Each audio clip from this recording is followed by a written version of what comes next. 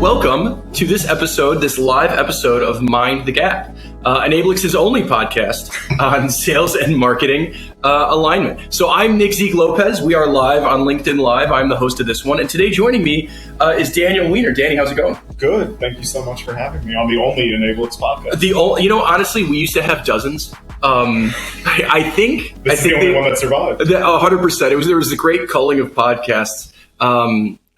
We had some like influencer podcasts. We had some on high fashion.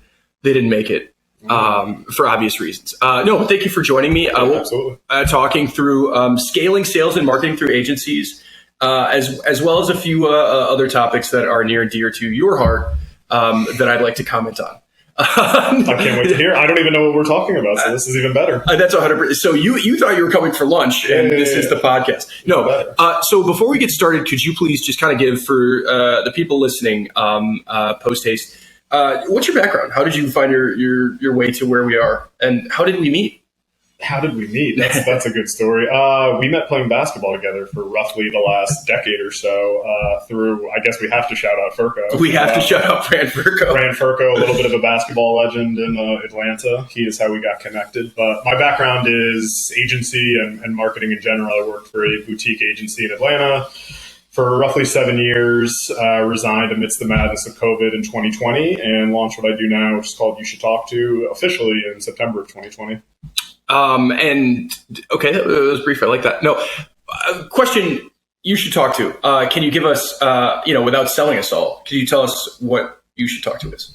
You Should Talk To pairs brands and marketers for free with vetted agencies and or freelancers for pretty much any marketing or technology need. So take calls with typically VP of marketing, CMO, director of marketing, talk through needs, timeline, and budget, typically like I am an agency. And then after that phone call, most of the time, we move straight into introductions. I frame up the needs to partners of mine. Once I make the intros, I'm out of the actual sales process. Agency and or freelancer will take over and take the brand through their process and hopefully close the deal. Awesome. So something I wanted to bring up was around the time you mentioned where you resigned and, COVID kind of happened. I noticed you started posting a lot more on the social network at LinkedIn.com. Heard of the platform where we are now live. Could you tell me, so first of all, why? You post a lot. Why? And then more largely, how do you feel about, I want to say, the growing trend of growing online brand and LinkedIn brand being a thing that matters? Yeah. The short answer to why at the time was why not? I don't know that I necessarily had a goal for it. I think I saw other people doing it, saw that they had developed some sort of following and thought I can do that and figured I'd give it a shot. Didn't really have a clear goal in mind. I just knew more people were online than ever before due to COVID because we couldn't do anything else. What was the second part of the question? How do I feel about it in general? Yeah. So, because I think that you can only do one question at a time. Well, I understand. Yeah, we're in a serialized fashion here. No. Well, so I think that kind of brand building of like just post, is becoming more and more of, I want to say, the norm, right? Everybody's trying to get their salespeople to do it. Everybody's trying to get their marketing teams to do it. How it's reflecting on where it is now versus where you started. Do you think people are just getting more savvy at what it can do? And how do you reflect on the difference there of what it is today, where everybody's kind of posting? Yeah, I think it depends. I mean, for me, the main goal that has developed over time and is probably my main goal now, which I think makes it easier for me to do what I do, is just visibility in general. When people see you more often, they think of you more often, and it's hard to tie like a definitive, this is what happened because I posted on LinkedIn, but there's just more activity in general. There's more people viewing your profile, wondering what the hell you're doing, and eventually, hopefully, people wanting to reach out. The reason I said I think it makes it easier to look at it like that, for me at least, is one of the things that I oftentimes loosely disagree with like a lot of the LinkedIn people who are significantly larger than myself on LinkedIn is, that you always have to be providing value. And the word value. People love that word so much. And it's, for some of them, if they can create something like super amazing every single day, like I'm impressed.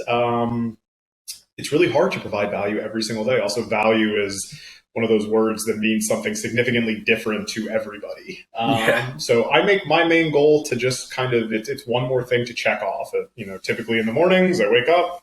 It's one of the first things I do. There's not a huge strategy behind it, and I just write. It gets the creative juices flowing. Well, I think I would say that kind of contrasts with what a lot of people say to do, right? I see posts of, Sunday night, think of the topics you want to talk about, write out your post. It's easy. You just kind of go spontaneous, like you wake up in the morning and you post. For the most part, yeah. I take screenshots of stuff that like loosely inspire me throughout the week in my phone, and I also have the Notes app where like if something comes to me, I'll like jot down a quick note. But I don't know if I've ever created like the actual post in advance. No. I think the thing that drives me crazy is there's almost like a bisection of LinkedIn as a social network and LinkedIn is a place where you're selling to people who can give you money. And I think LinkedIn's I think we're all trying to figure out what it is right now, but it's, I see a lot of people posting about, I saw something the other day, how they said, if you want to be successful on LinkedIn, you need to be posting on the weekends because that's when executives are actually checking LinkedIn. And like, yeah, but like, what do we do? Like, we're waking up early to post on a business social network to like get attention. I feel like there's a difference between what you said, creating interesting or valuable content and trying to sell. And I don't know that the motivations are necessarily aligned. You've called it the game before. Is there a game to LinkedIn or to I don't know, you go past LinkedIn, TikTok, whatever that is. Is there something more than that? Yeah, I mean, I think everybody's playing the game to a certain degree. I never post something that I don't actually believe in, but am I like dying to go post on a Saturday or a Friday morning or like coming up with something engaging? Not what I live for. It's not what I wake up and say, I'm like really pumped to post this. However, I do very much enjoy the reward I get from doing it. Mm-hmm. Which is more activity, more things that positively affect my business and things like that. But no, I mean, the thing on the weekend, like I would argue the only thing in my opinion that matters is piquing interest. But also you made the comment, like people are doing it in order to be successful. Like, yeah.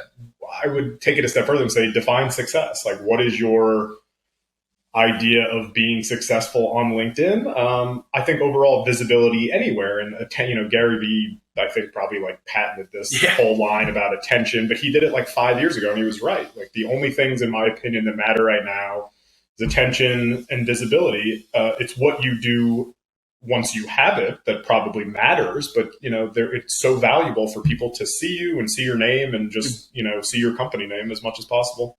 So then, I guess prediction. So Gary Vee did that was YouTube, right? That was his whole thing, is posting YouTube and then or YouTube clips of wine reviews, which this can turn into if you want. That's what this is, right? Yeah, I think I've got a cheap Pinot Noir somewhere if you want to house that. But so just, I mean, kind of as we wrap up the topic, LinkedIn big right now, obvious reasons we're on it. Are there places where people need to be thinking about more? Just like let's say you're growing your brand, because I see it the way you describe it. I see it in the way that people have always done this in real life, right? If you take the internet away, you're still trying to be a person that people want to talk to and be a thing that people find interesting or important. I don't think many people in real life think about other people in the way of, does this person add value to me? So I think that's kind of a veneer that LinkedIn has put on it. But outside of LinkedIn, are there places where, is this just everywhere? Like your social medias need to be, your online presence should post back to whatever you're selling, or are there places to do it and places not to do it? Like, don't do it on Facebook, do it on Twitter. What do you think? Yeah, I mean, depends on a lot of things. I'd say like time and resources, right? If you're I'm a one person operation. LinkedIn is a low barrier of entry. I can do it by myself. I don't have to pay somebody for it. If you have the resources and time to be everywhere, if this was 5 years ago, I would have said be where your audience is. I think it's naive to say that a little bit now, just based on how the internet works. If you can be everywhere, I don't think it's a bad thing. Doubling down on what works after that is probably a better strategy, I'd say, after you've seen a little bit of data and like what's coming back. But it's really hard to ignore what's going on TikTok with just the amount of organic reach. And I think, the most common thing is like, oh, we're a B2B business, or like our, people aren't there. They are. They're consuming content. They just may not be creating it. And that amount of organic eyeballs that you can get from TikTok is legitimately changing people's lives. Like one viral TikTok makes someone their career. Yeah. Well, there was the guy that just, there was the guy in the Super Bowl commercial where he just does this. That's his whole thing. He does that. So question for the live stream. How important is it to ask you, how important is it to be unique in your personal brand? Like find something that other people are doing versus being authentic. If you could almost think like a lot of people that are authentic are unique. Not a lot of people that are trying to be unique are doing it to be authentic, right? You see, you see the number of people where you're like, oh, you're doing this because it's kind of like a Chris Walker thing, right? Or you're doing this because it's kind of like, you see that. Follow up. I don't know that using the BlackBerry on the stream helps or hurts. But we did get a call out for that. Did BlackBerry sponsor this? I don't think they sponsored it. We did get a question about it though. Oh, wasn't it shut up on mine? I don't know. It's probably the Wi-Fi that you're connected to, or that I'm hosting the event. But the question then. So let me. There we go. Let me echo back to that question you had on that we had on uniqueness. Do you like? Is that a thing that like people should like? This is my like almost like a mission statement. This is my personal brand. Here's how I'm different. Like, and where does that go? Is it possible to be unique? I think the easiest way to be unique is to create a unique point of view. There's so much content out there, which is an easy place to start as well. Like, I think that was the biggest misconception I had at the beginning. I was like, oh, I have to sit down and write like all of these like crazy unique posts. You can just borrow what other people are saying and give your own point of view. That I think creates the uniqueness. I think like, at least for me, like friends and people I know and people I do business with say I have like a unique tone and voice, which, like I curse sometimes in it. Not that that's like super unique, but I think that gives me a unique tone and like what you can expect. It's more conversational. It's how I speak versus, some like different person. I would argue if you read a post and you actually knew me, you'd be like, yeah, that's kind of how Danny like talks in general. Yeah. All of these answers are, it depends, I would say. I think the most important thing to being unique is telling a good story. Mm-hmm. If you and I told the same story, it would be different and each would be unique and probably attract a different viewership. And then somebody would say, Danny sucks at telling a story. And some would say, Nick sucks at telling a story. I think you kind of, the reason I'm so big on consistency is because you kind of end up, I think, where you're supposed to. You do this like I have every day for 2 years almost. Mm-hmm. You meander into like the group of people that you're probably going to interact with and like do business. And some people are going to be interested and some are going to hate it and some are going to like it. Some are going to make fun of you. It's I think that makes it easier once you realize like just start posting and see what happens versus having some grand, plan. I think that's the thing not enough people talk about is getting roasted in the group chat for something you put on LinkedIn. Has it ever happened to you? Yeah. Okay. Yeah. Right. Nobody talks about this. That's going to be my next LinkedIn post. Well, I still have friends a lot of time be like, "Oh, it's like the LinkedIn influencer." Yeah. Yeah, all the time. I think the interesting thing though is it goes from like being made fun of to then like you pique their interest and they're like, shit, maybe they're doing something. Haters. And that's how I view me using a BlackBerry. Is people are like, oh, what are they doing? And then like in 5 years, the most unique research in motion, we're all going to be using. Yeah, that's every LinkedIn post is about me using a touch smartphone. Yeah. No, it's not. Just wrapping up this point. Do you know how you catch a unique dog? I can't wait to hear the answer. Unique up on it. All right.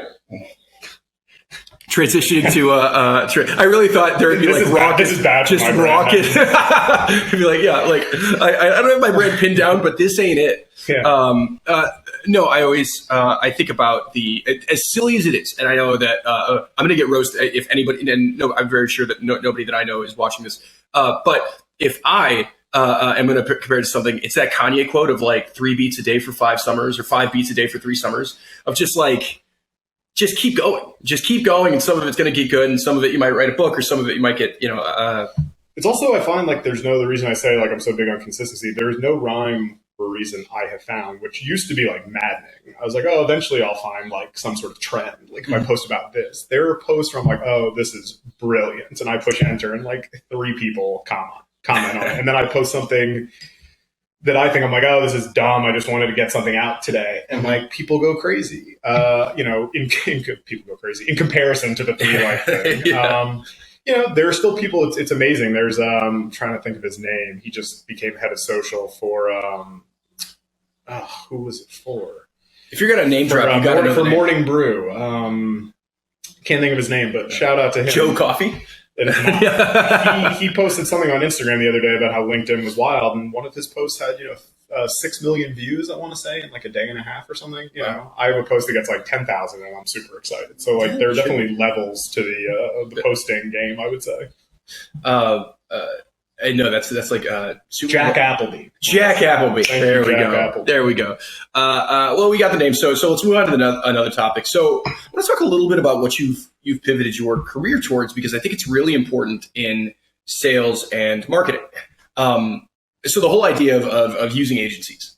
I understand that especially when you're at a small company, right? Agencies can be a great way to scale. But in my experience, and to what you've seen, it kind of sucks to get an agency, or it can suck to get the right agency. Can you tell me just traditionally why, pick a growth marketing agency or something in that wheelhouse? Why is it so difficult, or why historically was it so hard to like get a good pairing or find someone that you're happy with? Yeah, I think in general, there's just still not the best spot. If you're a busy VP of marketing, call it typically, and you probably did this as well before I helped you out. You do one of a few things if you're looking for an agency. You can like post on LinkedIn, you can post in a community, you can ask your friends. The thing I find when that happens is rarely does anybody ask any questions. You say like, hey, does anybody know a growth marketing agency? And somebody goes, yeah, talk to these people. And they didn't ask you any questions. What's your budget? Like, what are you looking for? What do you need creative? How much are you hoping to spend? Is there a particular fee model you're hoping to, pay? There's just not a great spot for that. There's several different like platforms that do it. There's things like Clutch. But again, I think it still puts a lot of work on the marketer and also doesn't give you a truly objective view, which I like to think I do. Just harder to scale. But did that answer the... No, it absolutely did. And then, I mean, you see all kinds, right? You interact with, small outfits, less than 10 people, to 100,000 person companies. Not 100,000, 102,000 person companies. I guess, do you have any advice or any thoughts on like, when's it right to seek agency to help scale versus making a headcount hire, or kind of staying put because maybe you don't have the resources, or maybe you're not in the right space to try to scale?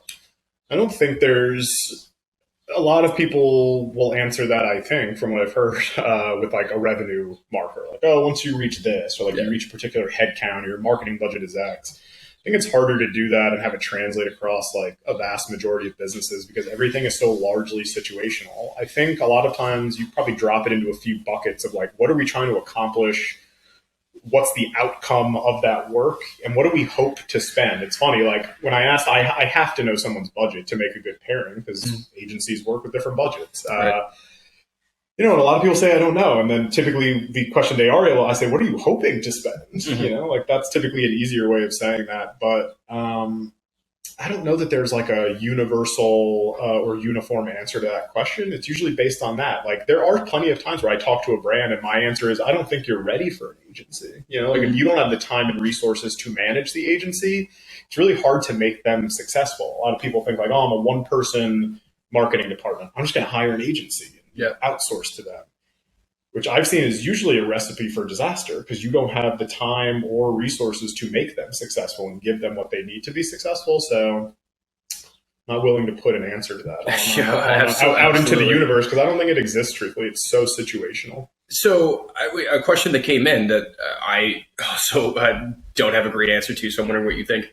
Tips for onboarding an agency when you don't even really have employee onboarding down, right? Because you're getting agencies to get up and running, to scale, to all this. Thoughts on where everything's kind of in a jumble. How do you figure out onboarding for this group of people that are trying to help you? I'd argue you should get your employee onboarding down first before you work on that. I put it back on the agency, truthfully. I think they should onboard you. I don't think you should necessarily, if you're paying them large sums of money, presumably they should have a good onboarding process for bringing you on and getting what they need to make themselves successful. I think you should be able to need to figure out how you devote enough time and energy to giving them exactly what they need. So the idea is if there is an onboarding, or if the onboarding isn't seamless, it's not. There has to be some sort of onboarding, but the agency should have their process of what gives them the best chance at success. Okay, that's interesting. Something you just mentioned before in your previous answer about when you weren't ready to give one was the amount of time it takes. You said, "Oh, I'm a one-person marketing team, so obviously I'll just get agencies and scale." But effort. I mean, it's not like agency is free. You pay them money and they need a lot of effort. Yeah. Can you talk about the kinds of high touch effort to what should a person expect? They're going to want to bring on, and even to the onboarding question, but you're going to bring on a growth marketing agency, you're going to bring on a demand agency, creative design, all kinds. How do you gauge how much of your time that's going to be? Because the agency is probably going to downplay that, right? They're going to say, "Oh no, we will take care of a lot of it." How do you read through that to figure out what that's going to be for you? Probably depends on the service and the business a ton, but I would put that back onto those are questions I think brands should be asking agencies when they're vetting them, during the scoping process and contract process. What are especially if there's a deadline. I'll use a website example because typically there's some date in the distance that you're hoping to launch by, even if it's not a firm thing. There's going to be a million different milestones in a website project, and there's different pieces of information that an agency is most likely going to need at certain points of time. That's an easy way of thinking of it, of how much time is it going to take me to get these things to you and the inputs to get that output. Yeah, and also feedback. Oftentimes a common thing is, hey, this timeline is based on you getting us feedback on these designs, for example, in 72 hours. If that's not a realistic thing, you should talk about that prior to putting the timeline together, And a brand should be very honest about that. There is 0% chance we're going to get you feedback in 72 hours. And then the agency should say, well, great, we'll spread it out. Right. There has to be a give and take. You can't say we're not going to get you feedback in 72 hours, but we still need that timeline or that date for launch and stuff like that. So there is a give and take, but I encourage everybody to have very open-ended and honest conversations at the beginning, especially about timing and resources and stuff like that. And so my impression has always been, once you pick the agency route, that's the route you're taking, right? You are, but I mean, I don't think that's realistically how it works, right? You could go back and forth, you can pause work on an agency and pick it up, especially if you're scaling sales and marketing, you're going to have different problems at different times. Things are going to be picking up. Thoughts on the kinds of relationships and how someone should kind of plan for, hey, I'm doing a website, I'm going to need this for X months, 3 or 4 months, but I might come back to it. Or what's that ecosystem like for a marketer who's trying to grow kind of their presence of just, hey, I want to get these team members. I don't know when I'm going to be hiring headcount, but I'm just trying to grow the people that can help me. And how does a person manage that? I'd say you probably think of it in terms of, is something a project versus a retainer / ongoing need. A website is a living, breathing thing that you may add to, but at the onset, there's typically a start and an end point. That's one way to look at something. For typically ongoing marketing, a lot depends on contracting. Some agencies will do a month-to-month contract. Some want a 6-month or a year-month minimum and stuff like that. Typically, there's a lot of work on an agency side to bring on a new client. So, starting and stopping isn't something that most agencies are going to be thrilled about, depending on who the client, a million different factors. But, the starting and stopping and resources is why freelancers are a great option sometimes. If you have an initiative and your agency's working on something else and you just need a writer or a designer or something, you can go find a freelancer or ask me to help you with a freelancer and plug and play like that. But the starting and stopping is hard because if you do that enough times, no one's going to want to work with you. It's also bad on your knees, I know. That's very true. Yeah. As long as I think I'm funny, that's what's no. So from where you sit, you kind of work with sales and marketing teams of all industry, all of that. So you see a lot of it, especially marketing. I want to pivot now to I want to say next, what you see coming up is effectively how you see what marketing's doing and the future going.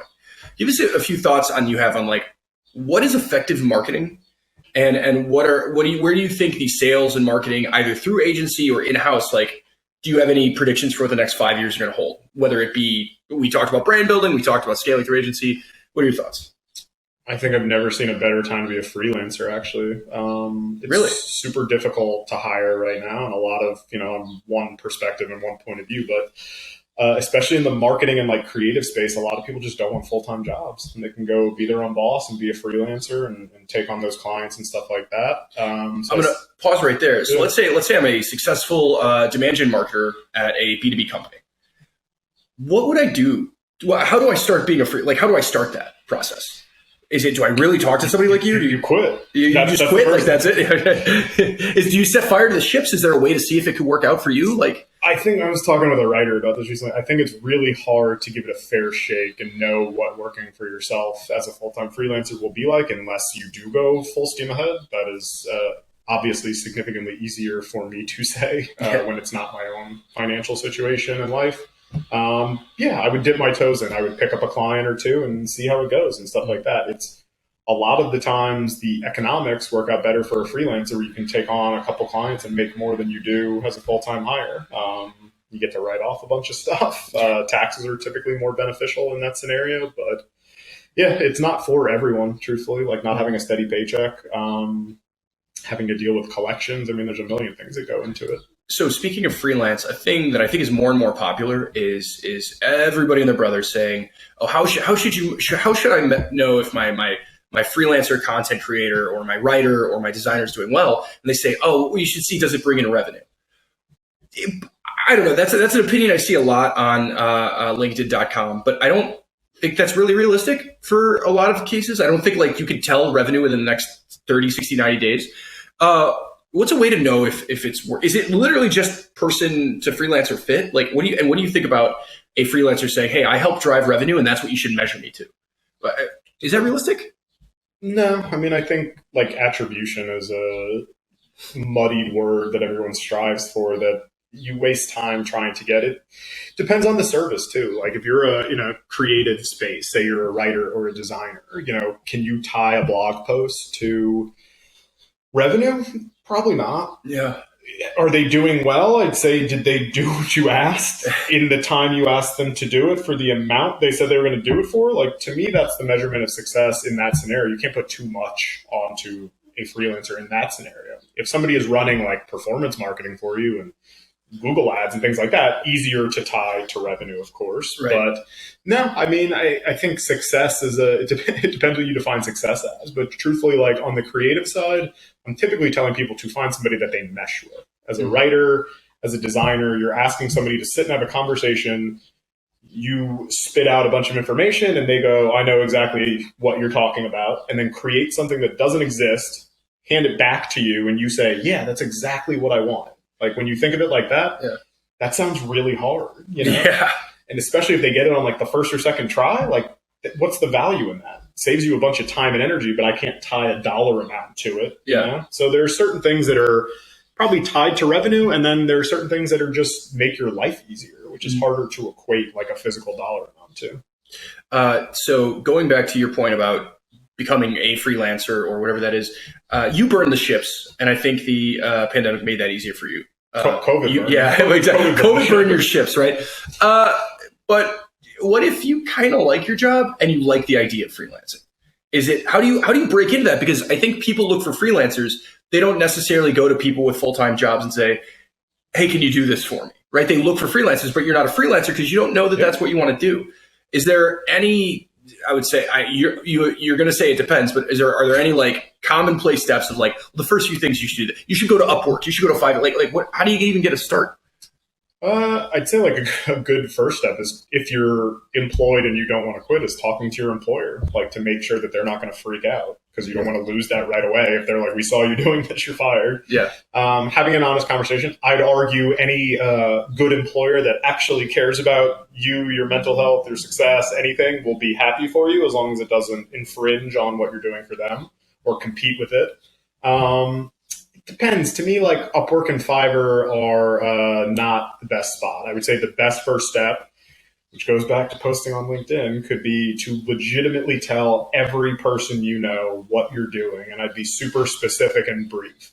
I would send it to your network. It could be an email. It could be whatever. It's, hey, I'm doing this. If you know anybody who needs X, Y, and Z, I would love to chat. And I'd be super appreciative if you could make those introductions. Your network and people, my entire business is built on my network. The people who actually like and care about you will want you to be successful and will be willing to do that type of stuff. And the people who are not probably don't care about you anyways. So, and if you don't ask, the answer is always no.